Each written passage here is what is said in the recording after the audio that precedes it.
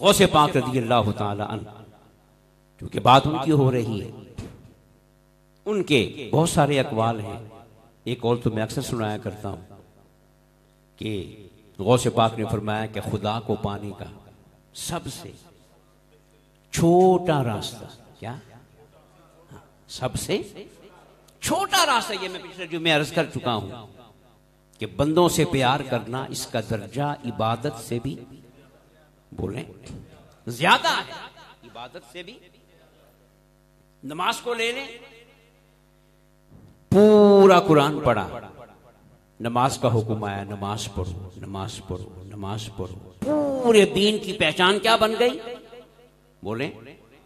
और आखिर में जाके क्या फरमाया कि नमाज भी मकसूद नहीं है, मकसूद कुछ क्या फरमाया, अराएतल्लज़ी युकज़्ज़िबु बिद्दीन फ़ज़ालिकल्लज़ी यदउल यतीम वला यहुद्दु अला तआमिल मिस्कीन फ़वैलुल लिल मुसल्लीन, कि जो शख्स यतीम को धुतकारता है और मिस्कीन को खाना, ऐसे नमाज पढ़ने वालों के लिए जहन्नम है। अल्लज़ीना हुम युराऊन व यमनऊनल माऊन, मुझे तो सजदा करते हैं और मेरी नमाज भी पढ़ते हैं, मगर मेरे बंदों के काम नहीं आते, मदद नहीं करते, ताउन नहीं करते, सहारा नहीं देते, तो उनकी नमाजें मैं उनके। अब दीन क्या समझ में आया कि फिर नमाज मकसूद है या बंदों की खिदमत मकसूद है, बोलो ना। खैरुन नास मन यनफउन नास, कुरान मजीद ने 30वें पारे में आके पूरे दीन का निचोड़ बयान कर दिया कि नमाज भी उसी की कबूल होगी जो मेरे बंदों से बोले, मेरे बंदों से प्यार करेगा। इसी तरह रोजा है, 16 घंटे का रोजा रखा, इबादत की, मेहनत की, मुशक्कत की, ये अल्लाह के लिए।